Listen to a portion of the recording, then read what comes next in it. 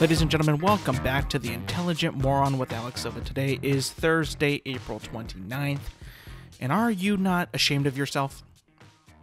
Are you not? Not necessarily you. But aren't you embarrassed? Again, not you. Not you. Of course not you. If you listen, all the power to you. I'm talking about people that embarrass themselves on the daily. On the daily. And so blatantly embarrassing. I can't believe it. Yesterday, I drove to Palo Alto and back, and on my way there, I was leaving my town, going to the freeway, and I saw a car. But this car had something on it that I could not, I just couldn't, it was so embarrassing I couldn't, think of the most embarrassing bumper sticker or rear view window sticker that you can think of, decal, whatever. Think of that. This is more embarrassing than that. No. This person, right, I'm not sure if it was a man or a woman, but this person decided to put their Venmo account on their rear view window, painted, like they used paint. Big, bold, white letters. Venmo ad. What? I could not believe it. I couldn't believe it. Now, usually I see that on Instagram bios, Twitter bios, you name it, social media bio, whatever. But on your freaking rear view window, we might as well just put our bio on everything on our rear view window for our vehicle. Just put it on. Follow me at this, Venmo me at this, Cash App me at this, GoFund me at this. And I could not believe it. That I've never seen that before in my life. Right? I mean, you can put I always hate when they put the family members of you got the mother, the dad, the daughter, the son, and then the baby. It's like you're putting how many people are in your family on your car. Why would anybody do that?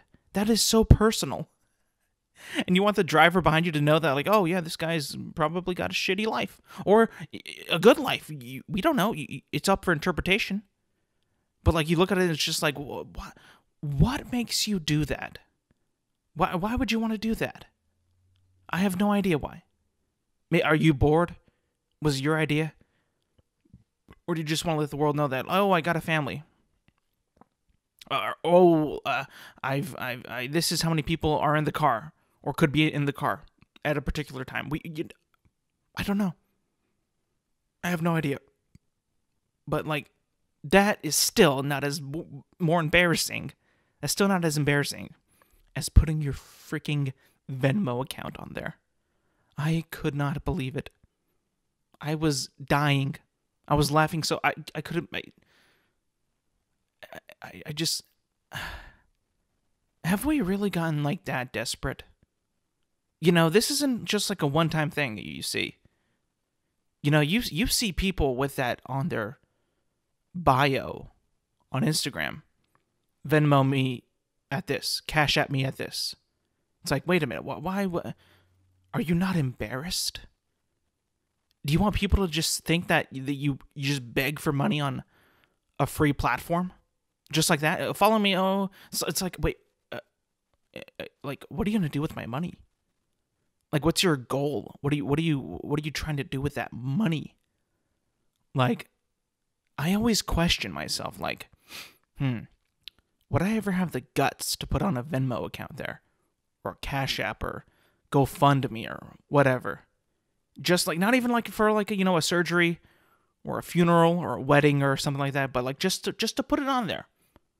Just to be hey, Venmo me this. Or Cash App me this. Or this is my Venmo, this is my Cash App. The absolute shame that person must have must be, that person must not even be shameful at that point. Maybe he's in a bad spot. Maybe he's got no money. Maybe that's the case. Maybe no job. Nothing's going for him. Maybe, or her. Maybe.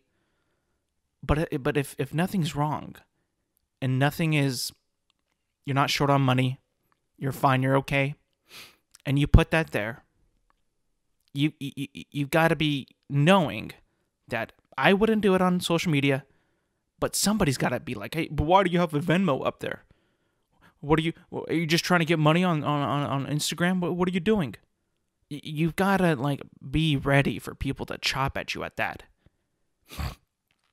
Because when you do something like that, when you put too much into your bio, you put too much information there, too many links, too many descriptions of what you do or what do you like. You put too much in there, you're opening yourself up for, anything. Harassment, bullying, whatever. So usually, with my bios and all that, I put it pretty vague. I think on my Twitter bio, I got sports guy, movie lover, gamer, and podcaster, which I should change to avid gamer. Some people call me out on that in person, but I can deal with that in person. Twitter, I wouldn't engage in that because it's not real. Somebody can comment on it, who I don't even know. Maybe if a friend does, it's different. If your friend comments and says you're not even this, or you don't even do that, or you don't even do that, but it's your friend though. You see them, you talk with him, he's like, oh, okay, yeah, he's just having fun, poking fun. You get it, it's fine. But if it's somebody you don't even know, and you don't even acknowledge existed, or had no idea was even following you, maybe they weren't following you, maybe they were just trolling you, then you can't take that so seriously. Because at the end of the day, somebody tweets something at you, somebody messages you, you can just, you have the choice. You can mute them, block them, report them even. So it's not like you can't do nothing. Maybe you can I get it if it's a super bad, very bad, abuse, then it's different, But at the same time, if you don't know them, then you just got to take pride into yourself. Bro, you don't know me. Block them, mute them, whatever. It doesn't matter how you deal with a problem. Just, you got to understand that you're putting yourself out there, unless you're a private account. Then I guess you're fine. But if you're not a private account, and you're going into the world on Twitter and saying whatever you want to whomever you want, putting in your bio whatever you want to put in your bio, you're just being open to criticism and all that. And I'm not saying I do that. I don't actually tweet at people oh, why do you have your Venmo up? Or is something wrong? Nothing like that. Or are you desperate? No, I don't do that. But I just chuckle and laugh, because that, to me, chuckling and laughing, even to myself, is just it brightens my day. Yesterday was a bad day driving all around to Palo Alto and back. It was horrible. But just remembering that car, it just made my day. It was so funny. I will never forget that I'd never seen that before, and remembering that, I'm laughing now. It is so funny. God, never forget it. Never ever. But the thing is, I want to forget though, is, man, if you've ever driven to from the Central Valley to Palo Alto, a bit northern of California, it is one of the worst drives ever, because you can't just go straight freeway. Where we were going, we couldn't go straight freeway or whatever, 101, 5, whatever.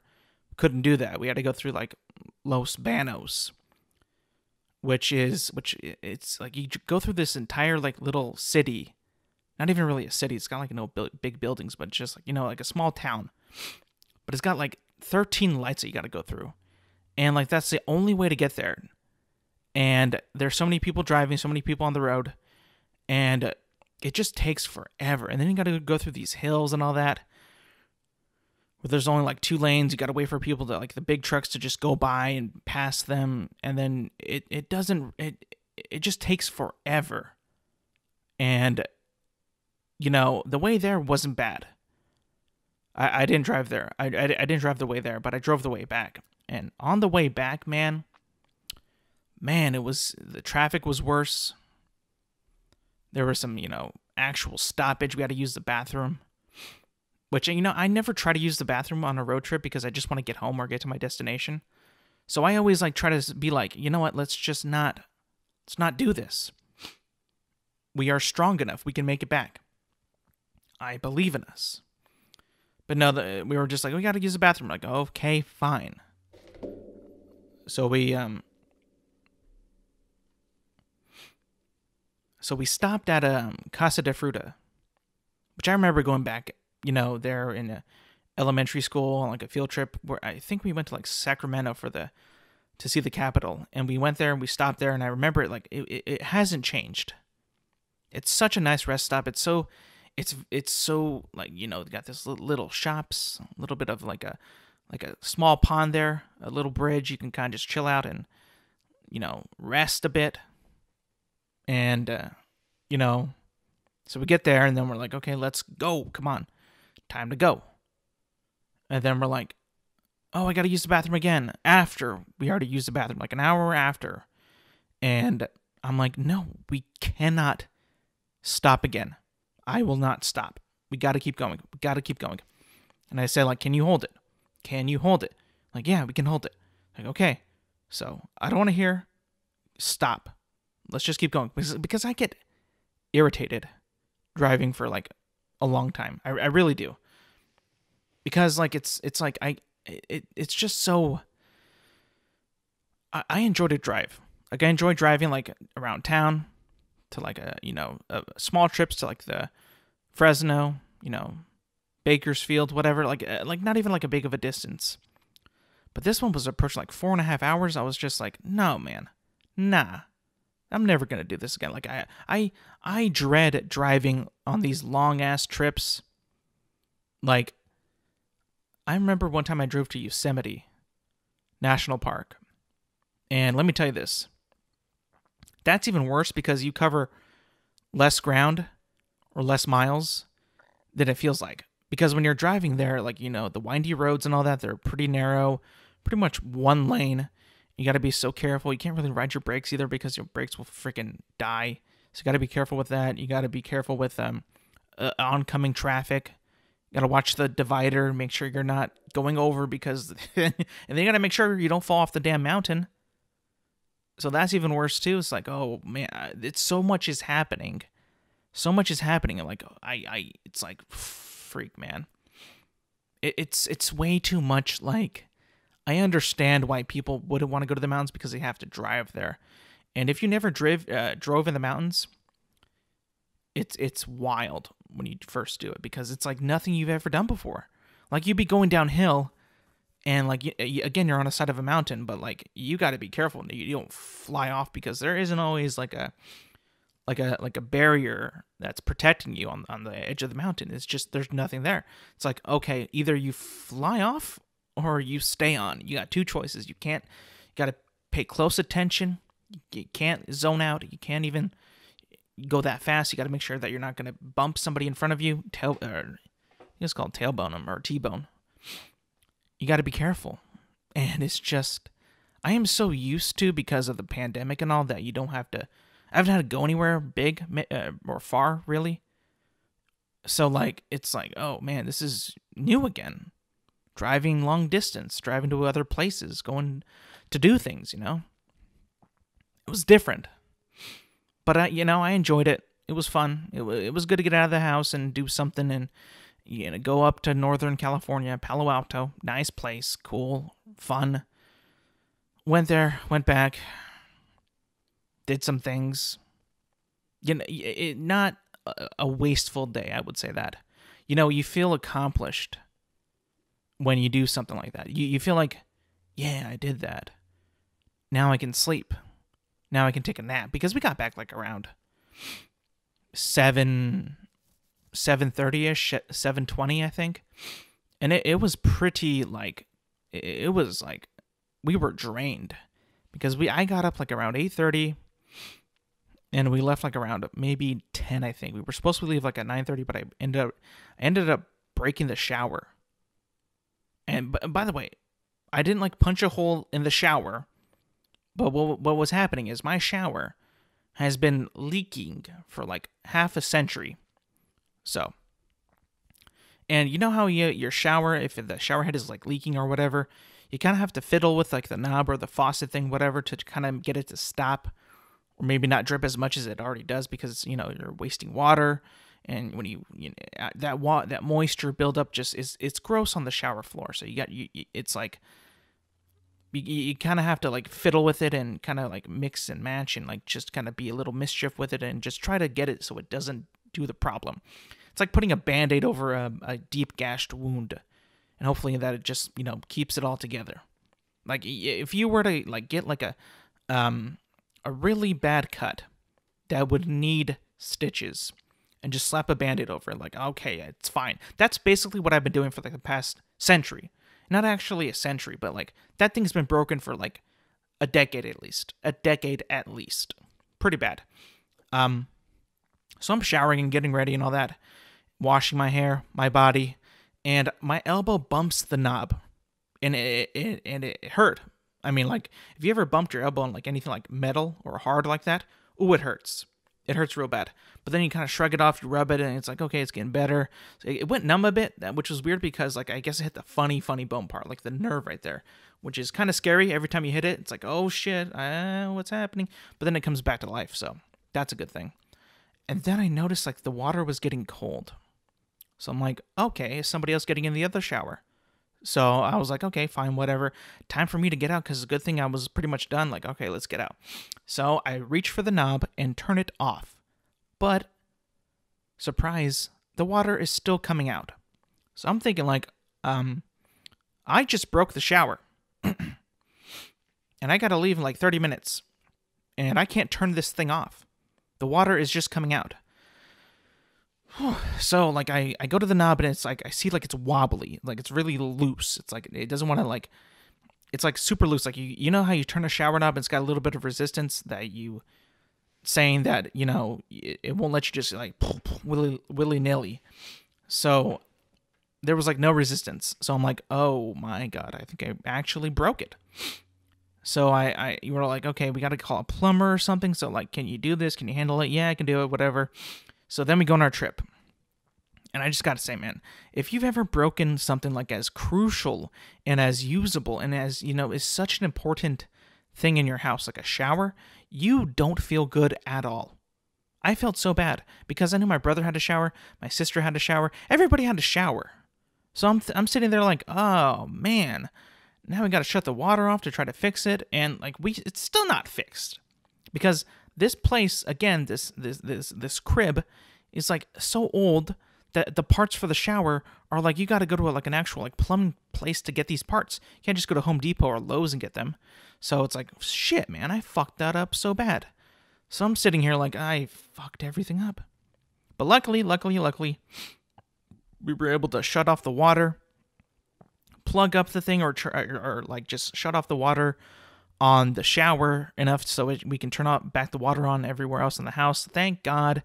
Because if we didn't do that, man, I would have been even feeling even worse. Almost as bad as putting my Venmo on my rear view window. God, that would be so bad. Today, again, before I recorded this, I was tasked to move a dresser.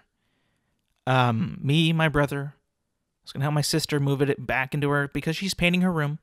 It's nice, it looks cool. It's a cool paint job, I like it, it's fun. And I decided to move it, and I'm pretty sure this is exactly what happened. So if anybody who's listening who wants to know the details of the story, this is my story, and if my brother listens and comments on this and says I'm wrong, I mean then he's lying, okay? So what happens is we got this big dresser. It's not like massive, right? It's not even that tall really. It's pretty decent size, solid wood. It's got a mirror on it, so it's kind of heavier, on the heavy side. So I decided to lift it up on my side and kind of like pick it up a bit and move it over. Now I was thinking about pushing it, but I think that we tried that and it just wasn't working. And then so I started to pick it up, and I guess like on his side he couldn't pick it up as much as I could. And then I started going. So it is kind of my fault right here. So I start to pick it up and move it, but his side is not off the ground yet. So when I start moving it, the leg snaps off. And it's not like an actual like table leg, like a long wooden leg. It's like a little like ball thing that's attached on the bottom. So it's like a little nub leg. But that came off, and I was like, oh shoot, I messed up. Holy shit. And I was like, dude, did you lift it? Like, no, I couldn't lift it. I'm like, okay. So, like, it was, like, bad communication all around. Very, very bad. So, I mean, as the optimist that I am, I said, well, let's just put it back. Well, I mean, like, and we looked at it, like, we saw that it was just a piece of wood on top screwed into, like, the base of it or whatever. And then the actual leg was on that. So, the leg part, the actual leg that it stands on, is not broken. It's just not connected to the dresser. Something like, okay, I can just screw it back in as best as I can. And I was like, what's the damage? So we take off the mirror, and that actually, you know what, people? If you have to move furniture like that, like a big like dresser or a big like, drawers or something like that, if it's something massive like that and there's like a mirror on it, like that's not connected to like it's connected to the actual furniture itself, take that off. If it's actually you're able to deconstruct it a bit and take that off and remove some weight, do that, please, because it is so much easier that way. So we did that. I flipped it over, and I noticed that the wood that came with it, I mean, I'm not going to be like, these guys suck at what they do, but I felt like the wood was pretty cheap. Like, the dresser itself looked nice. It got nice paint to it, pretty good space. It was a lot of room for clothes and all that. It looked good, but you look underneath it, and it's like, this is kind of garbage, actually. Like the reinforcements on these like little leg things were just, in my opinion, they're pretty trashy. I would say that, and I get it because you're not supposed to see the base of the dresser because it is so freaking heavy, so you can't really lift it up and look at it. So I put it down on its back, and I got my tools, and the best of my ability, I stripped the damn freaking, when I was moving it stripped the damn screws. So I'm like, shit. Well, I guess I gotta do the best that I can. So I got all my tools, my screwdriver, my drill, and all that, and I try to screw them all back in. So I got it like pretty solid in there, and I think that I did an okay job, just okay. I think that it'll survive as long as there's like always like I mean, if it doesn't really move, which it is a dresser, so it shouldn't ever move. I mean, you don't like move furniture like all that much, really, especially something that's this heavy. You don't really move it all that much. So if it's just there with clothes and stuff on it and all that, then it should be fine, I think, because the weight will just stay there. And I mean, the wooden base parts where it's connected to the leg were pretty like wide. So if all the weight is like if the weight is all just equally distributed, I mean, it should be fine, I think. But like, I guess I'm gonna look at it again tomorrow and like really like, I'm gonna have to break out the old duct tape and try to reinforce it with that. But I did the best that I could. So I'm like, okay, whatever. But I remember just everybody else in that situation was just like pointing fingers, looking at me like I broke it. I'm like, yeah, I did. But that's already in the past. Let's move forward. Try to fix it, maybe. And they're like, I don't know, man. I don't know. It's broken. It's broken. You broke it. It's like being like, you have an idea. You're in a bad situation, right? This happens all the time in everybody's lives. Everybody. You're in this bad situation. You did it. Like, I know that I did it. I'm not saying like I didn't do it. I did do it. It is pretty much my fault. But I was gonna be like, you know what? Let's try to fix it. Let's try. But everybody seems so down at that point. I was like, so I got to be the optimist here. I gotta try. And I can understand that if you're in that situation, and if somebody's being optimistic like that, and it's a bad situation, I get it. Other people will be like annoyed by that. Other people might be like, "Shut up, bro. You broke it." I'm like, I get it. I really do. But let's try to move on. Let's try to fix it. Let's try to do our very best, because we can't. I was like, do we have a warranty? Can we return it, get a new one? Will that be possible? Like, nope, not possible. Like, okay, well, I gotta fix it. So I did the best that I could. Even though that the wood was already stripped, I think I got it in enough, but it might not be the strongest. But again, it's not going to be moving all the time. I mean, if a carpenter wants to fucking chime in on this podcast and say, no, bro, it's going to go down, then tell me in the comments, please, because I think it's going to be okay. It's going to be okay. I think that for my diagnosis of it, the bottom part of the dresser wasn't very good, and it cost quite a bit of money. So I'm like, I wonder why these things weren't reinforced with like a metal plate or something. That would be so much better, wouldn't it? Anyway, that's just it. But that's also part of like how we go around our lives and all that. How do you look at a problem? How do you see a problem? Do you just give up? Like, oh, there's the car's broken. Well, I guess I got to get a new car. Fuck cars, right? Like, no, you take it in to get somewhere to get fixed, get it serviced, get it repaired. Try something like that.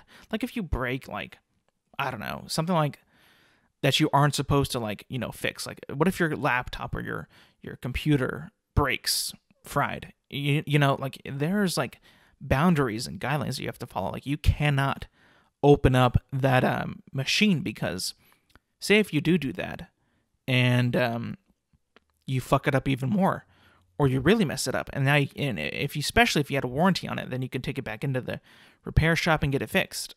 This is just like a wood and screws. Like this isn't like a rocket science thing like that. Like, and I'm not saying like fixing a laptop or a computer is rocket science, but it's much more. I feel like if you don't know what you're doing, if like you have no idea what's happening, it's much easier to fix a screw in the wood back than it would be to, fix a computer that fried or that's not working or malfunctioning or whatever. A virus even, like if you want to get rid of a virus, even though that's like kind of like long gone now because of, I mean, I use a Mac and I don't really come across any viruses. They're all pretty, secure about that. Apple's really good with the virus protection and all that. It's pretty good. I remember I used to have like a PC laptop. It was an HP, and that thing was the worst. It was so bad because, for one, it was heavy as shit. Because this was back in like maybe 2015, 2015. And this is back like when like I was so like wanting like a big sized laptop, a big sized actual PC or computer that I could type, do research, watch Netflix, do projects, do meetings, take notes and all that, and do documents and put up presentations and all that. So I was thinking like this is a good size computer, because I don't want like a smaller computer, like a tiny little Chromebook thing. Like, no, fuck that. I want a bigger one. When I got it, I was just like, this is cool, but it's heavy as hell. Like it was super heavy. Like this weighs a ton. Like this is at the time like like you have a backpack that has a slot for your laptop and all that, so you can just put it in there, slide it right in there, and it fit good, but it was still heavy. Like, and it also had like a binder, notebooks, textbooks, pencils, the charger, USB hard drive, whatever, you name it. I had all that. And I was just at the point like, this is so heavy. And this also, like, I remember like I tried, first of all, I've learned this from the past. If Google Chrome has like this like little like you log on Google Chrome and you get on it, and like there's this arrow like in the corner of the screen and it says like update. Do not click that, because I did that with my PC. And when I did that, I got fucking malware, and that shit was annoying. Holy crap. And it was weird because I was paying for like this Kaspersky virus protection, which I thought would have been, working and all that. But I apparently a virus is different than malware. I did not know that at the time. So when I got it, I was like, what's happening? My computer's fucked. I can't open this. It's so slow. I keep getting ads. I'm like, shit, bro, what the fuck? So, like, I've just kind of, like, avoided the whole PC thing because I don't want to deal with the viruses. I don't want to deal with, like, being trapped. And I'm not, like, saying, like, I go on, like, sketchy sites. Again, I just did an update. I just put an update on the Google Chrome. It was just right there in the side of the corner of the tab, just right there, just like saying, update, a new version is ready. Do this, do that. Like, I don't know, like, if Macs even get viruses that bad. I've heard that they don't, but I could be wrong. But I just feel like even then with like a PC, I just hated updating the software. It just took forever. And it was like so freaking, like every week, every 2 weeks, like, bro, I don't have time to do this. Like, and it just keeps nagging me, like, put in the update, do this, do that. And I just feel like with a MacBook, it is so simple because it hides all those like nitty gritty like details and all these like weird control things that you can do to your computer. Which, if you're not very tech savvy or computer savvy like myself, that's a blessing because I don't want to fuck with that. I don't want to mess with that. I don't want to deal with that. I don't want to mess up something like that or just, put in the wrong thing and then just have somebody come over and be like, oh, it's just, you got to fix it like that. Like, I'd rather not fuck it up like that in the first place by just being curious, because with a MacBook, it is like literally so like child-proof. It's kid-friendly. It's idiot-friendly. It's easy. Nothing like really happens. And everything for me, like my experience with my MacBook Pro, I got this like back in like, I want to say like 2017, I think, 2017. And again, no problems really. And I don't have to like deal with anything. I don't get like, I remember I took my computer to Geek Squad. By the way, never do that. Never go to Geek Squad, because those guys are maybe the biggest idiots you will ever see. Because first of all, they don't know what they're doing. Second of all, they take forever. Like, I remember, like, I brought my computer in, I took it to Geek Squad. They said that they would look at it, and so I was browsing the store.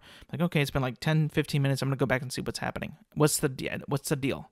Is it broken? Like, because the hinge on the laptop, like, broke. So I couldn't really shut it or open it all the way and it was like, well, I kind of need it to open, like, whenever I want it to. I don't want it to like break or warp or like snap or crinkle or, crack. I'm like, I need this to work. Like, please, like, what is happening? And like, oh yeah, we don't really carry these parts here. We're gonna have to send them to Kentucky. And I'm like, how long will that take? Well, about like a month, maybe a month and a half. Like, no. Wait, you're telling me that you don't do that here? You don't do it here. Like, no, we look at it here, and then we ship it to Kentucky where our headquarters are. I'm like, you guys are the worst. You're the worst. So I'm like, fuck that. Give me my computer, and I go and I take it to like some like privately owned tech shop. They had like a little office, just like where you can find like a bunch of offices at. It's nice and small, friendly workers. I was like, hey, can you fix this? Like, yeah, we can fix it. What do you need it back by? Like, oh, I need it back like maybe next week because I'm on spring break. Like, okay, we'll get it done as soon as we can. I'm like, thank you guys, thank you. And I was just like, there is a God. There is a God, and it's not Geek Squad. There is a God, and it is not Geek Squad. Thank you so much, because Geek Squad, again, horrible. We'll send it to Kentucky. Do you think that I have the time for you to send that thing to Kentucky for a month and a half when I need it like within a week? You're out of your mind. Give me that back. I don't want that. You go to hell, Geek Squad. But there is a God. There is a God. And thankfully, it is not Geek Squad.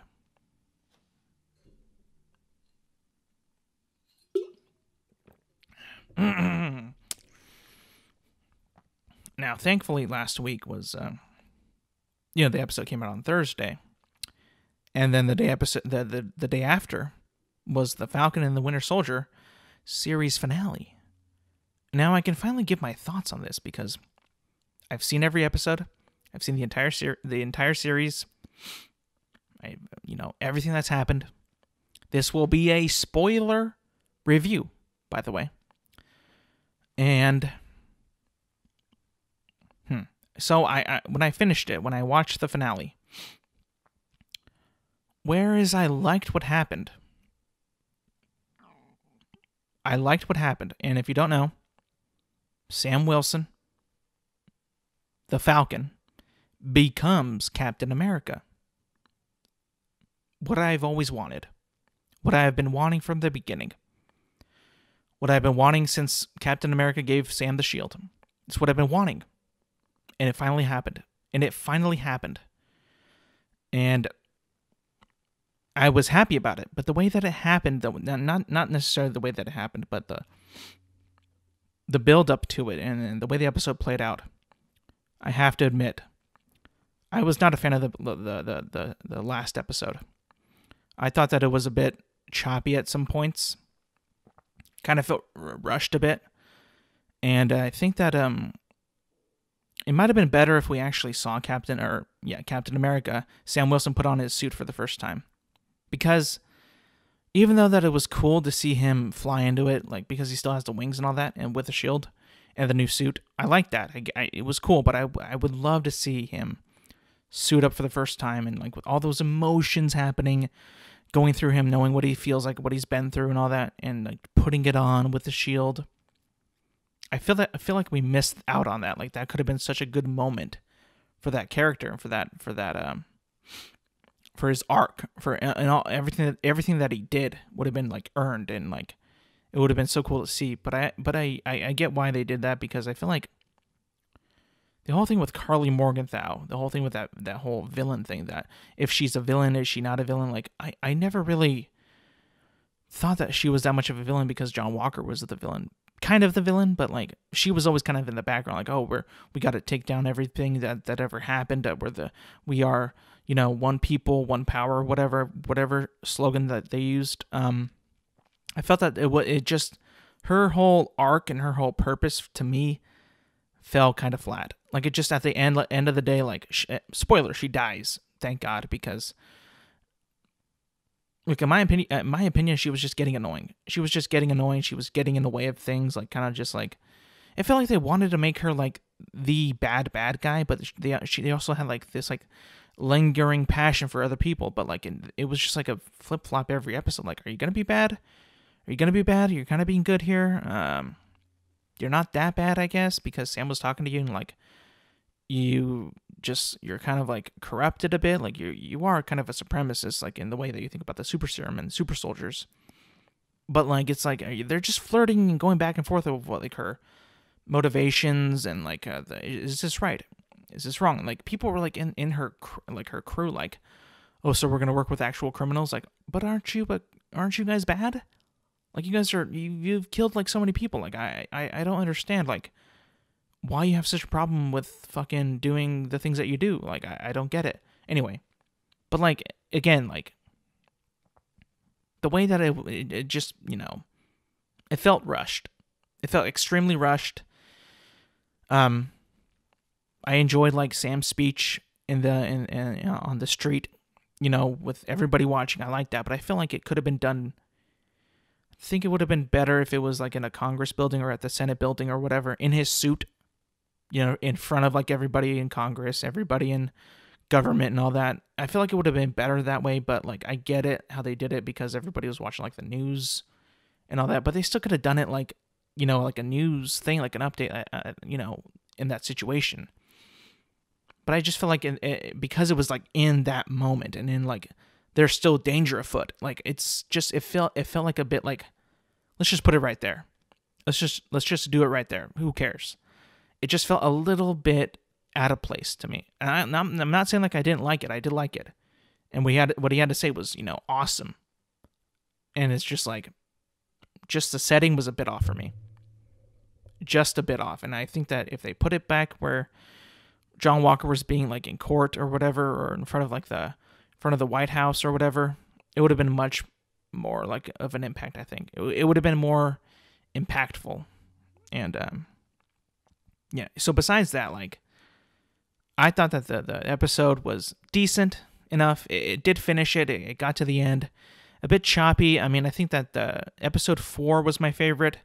Episode 5 was okay, but it was a bit I can see why people thought that it was slow, but I did like how it was slow because I think that they needed to build up their relationship with Bucky and Sam more than they already have. Because remember, at the beginning they don't really like each other, so you kind of have to bridge that gap and like form that friendship. And I feel like up to episode like 3-ish, 4, they were still kind of butting heads. Like, okay, we need like an episode like where really we get like these two bonding. Episode 5 was like the longest episode, so like I can see why that one felt long to some people. I get it, but I still think that all that like friendship and bonding was necessary because we didn't really get all that in the previous episodes. So like in the end of the day, like you can kind of see like this show might have been better with another episode, maybe 2. Just because episode 5 or 6 rather was just, choppy as hell, in my opinion. So I wouldn't give this as high of a rating as WandaVision, even though I didn't like the last like couple episodes of WandaVision. I cannot doubt the greatness of the first 1, 2, 3, 4, 5, maybe even 6 episodes of WandaVision. Those were so good. And the gimmick was there. I played into the gimmick. I bought into it. It made me watch every week. It made me talk about it every week. It was fun. I would talk with my brother, my sister, or anybody who would watch it, and we would get into it with those episodes of WandaVision. I liked that more. I felt like we had a bit more of a talking points in that than the Falcon and the Winter Soldier. I mean, that's just what I feel like that happened. Also because WandaVision was just a different tone.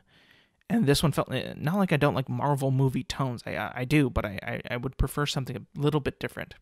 And I felt like John Walker provided that in this show. Like he was a bit different. He was conflicted. He was he's like the bad guy, but not really like the bad guy with the bad guy traits. Like he's not like a evil man really. But he's conflicted and he doesn't know like he said, like the government made him. They made him do these things. They made him do all that. He did his job.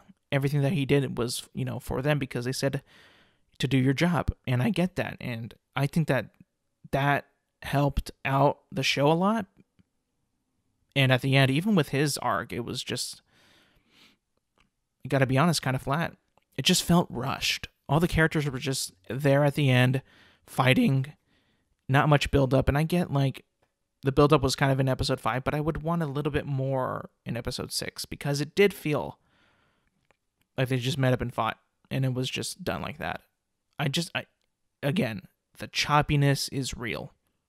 Just a bit bad pacing, little choppy, it felt like they were just trying to get to the finish line. Like, let's just finish it.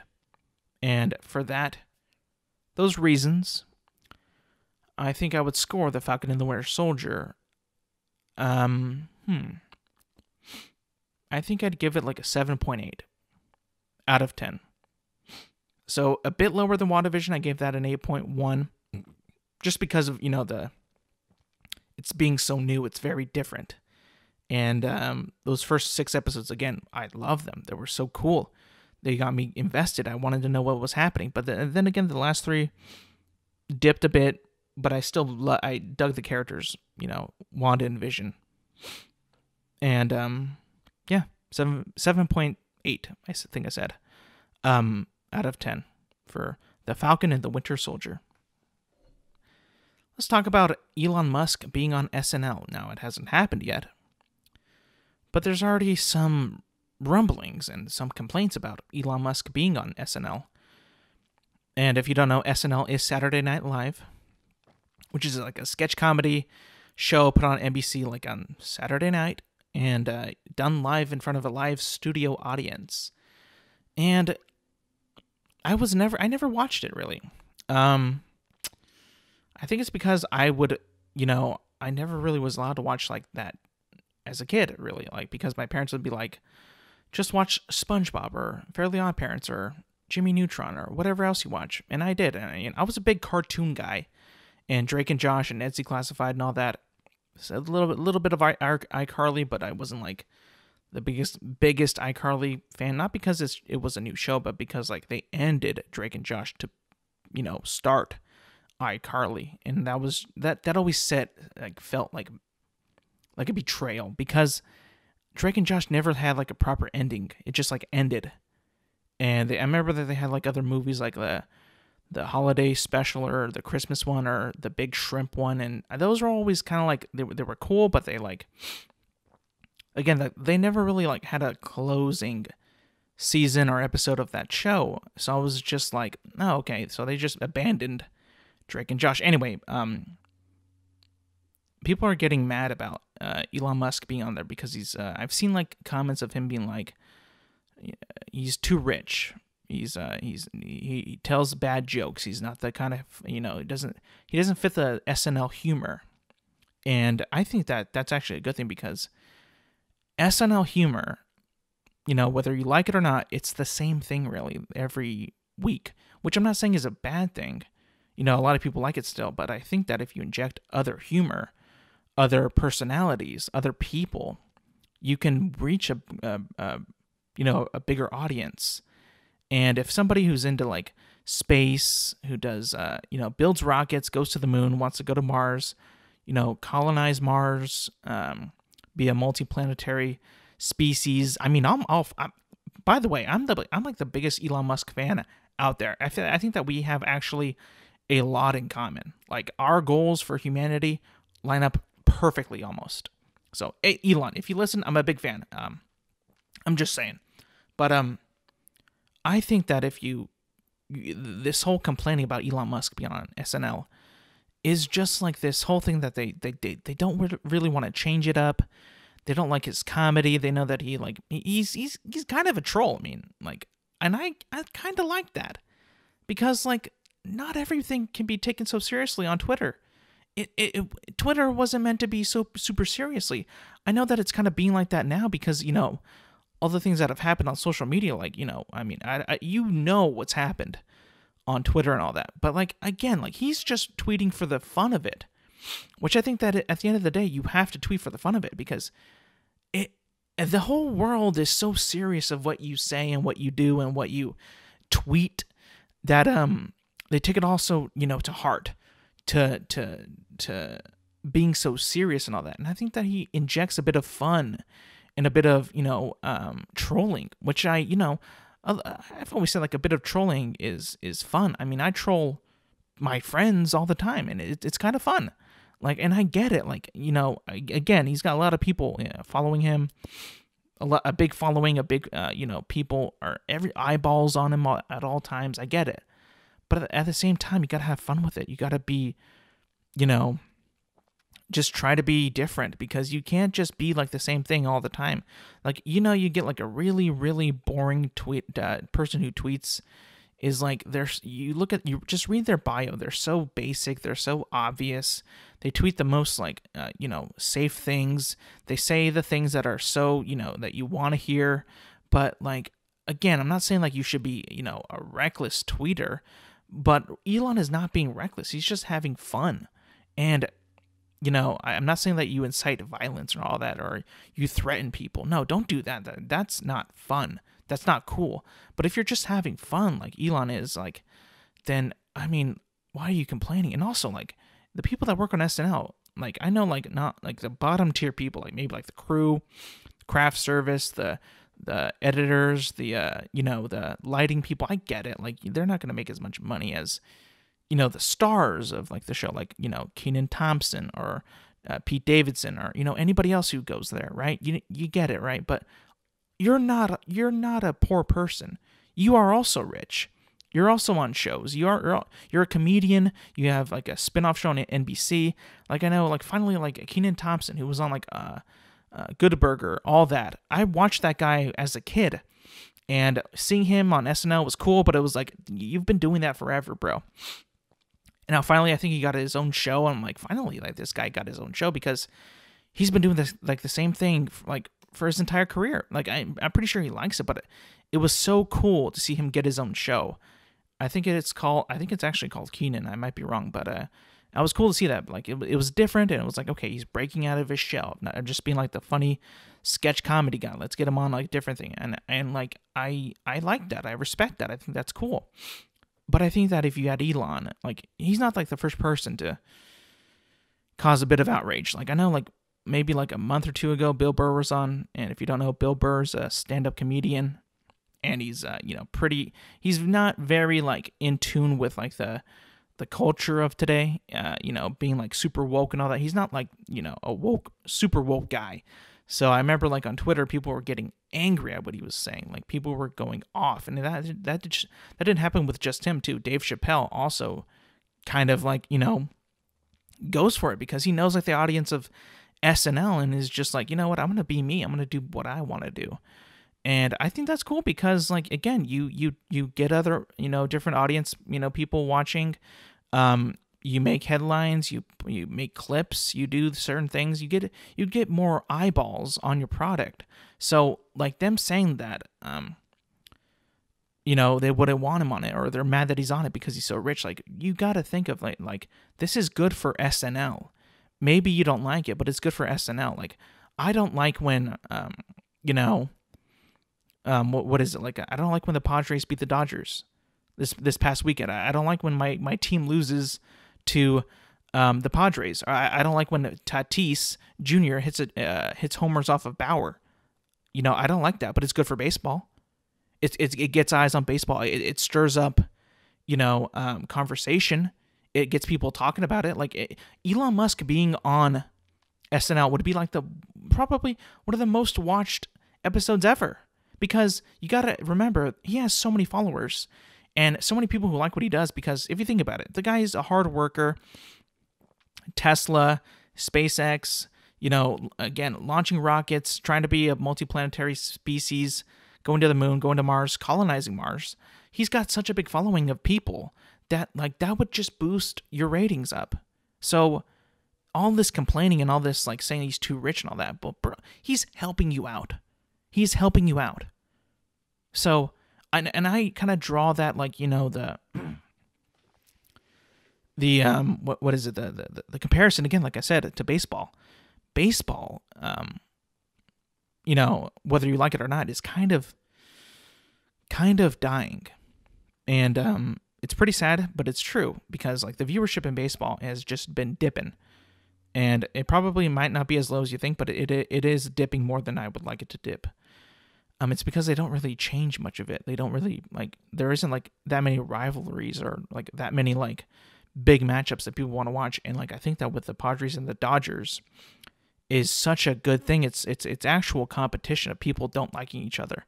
And it's two teams that don't care for each other. They know that they're good, but they got to be better than the other. And going at it like that is so, it's just fun to watch, man. It's because that's what we kind of lose about sports, is because in the NBA and sometimes the NFL and, sometimes when you see the matchups and the players and the rivalries, you don't really get the same sense of, like, they want to beat each other up. Not up, but beat each other at the game. They just kind of want to play their game. And then, all's good, man. Shaking hands, hugging, trading jerseys.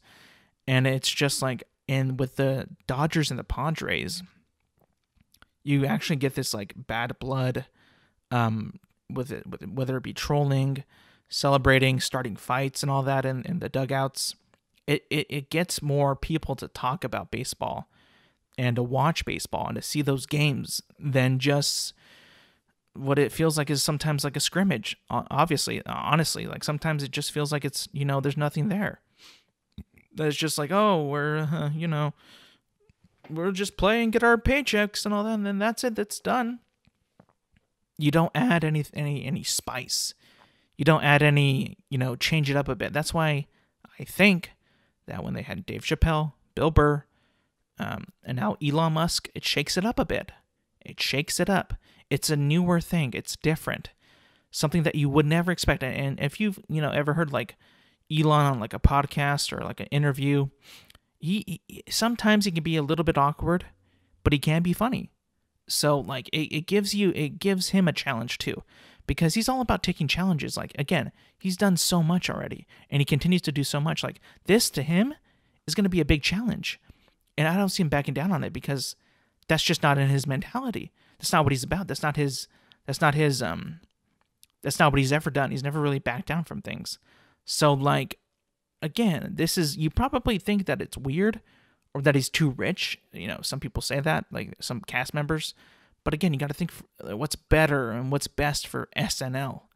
How can we get more people to watch it? Because if you just do the same thing over and over and over again, then it's going to get boring. It's going to get stale. It's going to be the same thing. It's like, and just that could be, again, these could be potentially some of the biggest watched episodes of SNL, or episode of SNL. If, again, if you don't chase him away and say like, oh, I don't want him, or I don't want to, I don't want him to host. It was funny because he tweeted like, can't wait to see what SNL is like, with like a little devil emoji, like he's like concerned, or he's like gonna shake things up a bit. Like, you should be happy that they're shaking it up, because again, when you don't do that, when you just have, it be the same old, it gets boring, it gets repetitive, and it gets, nobody watches. So, and SNL, look, I've heard people say like it hasn't been funny in a while, or it used to be funny, or it was funny, or now it's just kind of like, too political, or it's too mainstream, or, this, that, and the other. I don't know. I can't make my opinion on that because I've never seen it really. Maybe a handful of episodes, handful of clips, not even an episode really, just like clips, just like monologues, maybe a clip or two. That's about it. I don't really watch it. Again, so I can't really say that it's going downhill. I don't know. But from what I've heard, that is the trend, and it is kind of going downhill, kind of getting too repetitive. The same old. So, again, this is a good thing. Think of it as a good thing for SNL. Think of it as a big ratings boost, potentially. It could fall flat on its face, but, it also could be very good. We don't know. So we'll just have to wait and see, because I think that it'll be better than most people think. I think so, because interjecting something different is not a bad thing. It's a good thing. It could be good. It doesn't always have to be the same old. Just like baseball, just like other sports. Actually be, different. Think of what's better for the program, what's better for the sport. And, try to, have fun with it, because he's going to have fun. He's not the type of guy that's not going to have fun. He's a guy that has fun, and wants to have fun, and wants to troll a bit. And you know what? Maybe that's not a bad thing. Maybe it's kind of good. Maybe it's kind of good to let your guard down. Maybe good to be at ease a bit. Maybe not overreact or complain about something that, doesn't really need to be complained about. Like again, his trolls. Like, again, some of his silly comments, whether you think that he means them or not, because, again, it's a tweet. You don't know what he was feeling at that point in time. Not saying that all tweets are, good. They're not. I mean, obviously there's some pretty bad tweets out there in the world that should not, should never have been tweeted, but they do get tweeted because we all feel that way. We all feel like, oh, I feel this way. I better tweet it. Oh, this happened. I better tweet about it. Or this happened. Oh, I'm happy. I better tweet about it. I'm happy about it. Let's tweet about it. And then it's like, and then, reality kicks in. Reality is like, oh, maybe, this actually happened. Or, this is what I meant. Or, oh, I'm just a human, and I make mistakes. And I meant this. I'm sorry. Oh, and by the way, I'm being canceled. So it's like, you kind of got to take Twitter with a grain of salt. It's not, it shouldn't be set in stone. Even though that it is like in the text, and like, unless you delete it. Even if you do, there's probably screenshots, so it's like, it's a slippery slope. It's hard. It's not like a thing that you want to like vent on. I think I've learned in the past of being like venting about the Dodgers or sports or whatever, a movie. It's just not the right place to do it. It just isn't. So hopefully that's some, advice from me that you can kind of take forward and just, be better. Be a better person. Be smart. Don't always think that, oh, I got to tweet about this. Oh, this happened. I must tweet. I don't like that. I better tweet about it. Like, isn't that going to help? Is that going to help, really? I mean, not saying, again, that there aren't good tweets. There are, but there is also a lot of bad tweets. There's a lot of them. A lot of bad tweets. But I'm just saying, like, don't always take them so seriously. Don't take them to the heart. People change. Remember, like, what's his face? Kevin Hart. I mean, like, that was, it is what it is, It is what it is. He's doing fine after it. He's bounced back. He does comedy. There's a lot of commercials now, which is weird. I would rather see him do comedy. But yeah. Twitter is, you love it, you hate it. It's whatever. But we can all agree that it isn't real. It's not real. It's just Twitter. That's all it is. By the way, if you've noticed, I haven't talked about the NFL draft yet because it hasn't happened yet. I am taping this on. Sorry to break the immersion, but I'm taping this on a Wednesday, April 28th, so I can watch the draft on Thursday because I normally record on Thursday at 5 p.m., which is when the draft starts. So, next week I'll have a full breakdown of what happened in the draft, not an entire thing of the draft. I'm talking about maybe like the first round, a couple notable picks, what the Rams did. I just like, nothing too big about that because covering the entire draft would take hours, and I don't want to do that by myself. So that'll be next week. So if you're wondering, where's the draft talk? Well, I haven't seen it yet. It hasn't happened yet, so it'll be next week. One last thing before we go. One last thing. I think it was yesterday, the CDC said that you no longer need to wear a mask outside. Big win, right? That's a big win. That's huge. That means we're turning the corner. We've vaccinated enough people. There's enough vaccines. We're beating the. Sounds like we're doing a good job, like with the virus. Sounds like we're doing putting out the vaccine enough, getting everybody vaccinated. So it's a good thing. We should all be jumping for joy because, COVID's been a bad thing. It is a bad thing. It still is a bad thing, especially in India, where it's like, I saw that they're being ravaged by it. It's horrible. It's terrible. It's so bad. And we need to help them. But at the same time, think about it where we are now and how our country's doing with it. I think I saw might have seen a bit of a map. I think a couple days ago, California is doing pretty well. So, and if the CDC is saying you no longer need a mask outside unless you are in a group of people, like a big crowded area, then you need to put a mask on. But if you're just by yourself and chilling, maybe with a person or, a couple of people that have been vaccinated, we're good, I think. That's what they said. I'd have to do a little bit of a deeper dive on it, but I'm pretty sure it said you can take your mask off if you are not in a crowded area. Now, again, I'm not an expert and I have not read the article, but I have seen a lot of things about it. So don't take me as a source. Don't take me as I'm not preaching you to, take your mask off. I'm not saying take it off, but from what I've heard from the CDC say, it sounds like we can take them off. So, yippee, which is a good thing though, right? That's a good thing. We don't want to stay in the whole mask thing. We don't want to stay, scared thing. We wanted to, our goal is not to keep the virus as long as we can.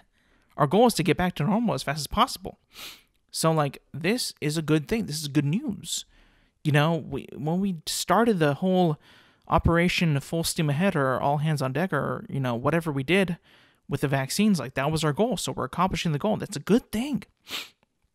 That's a great thing. Let's keep going.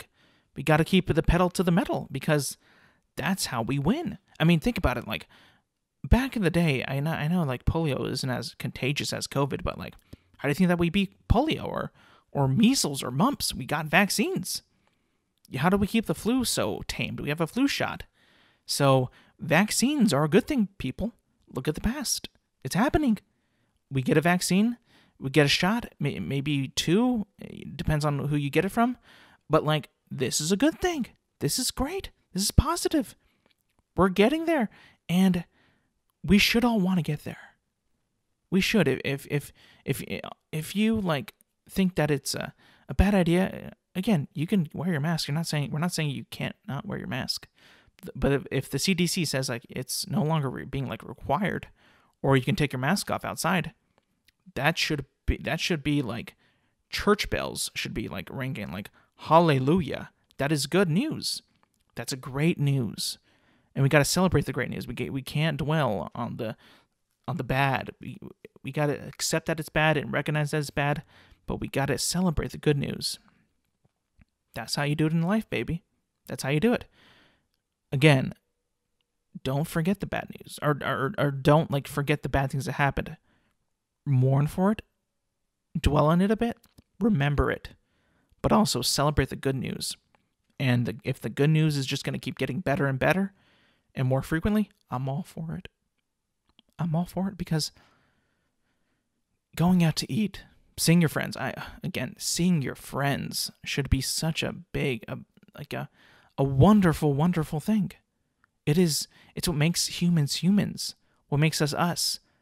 What makes our interactions so priceless and so, cherished. And if we can work our way back to that, and one step at a time get closer and closer, and this is a big step from what the CDC has said, no masks outside. Gatherings can happen sooner than later. Maybe even indoor, all that shit if you're fully vaxxed. So it's coming, baby. It's coming. And I know people are going to be like, is it too soon? Is it not too soon? Is it, concerns will happen. Trust me. And I fully admit, like, everybody has concerns. Even I have concerns about that. But if the CDC is saying this, I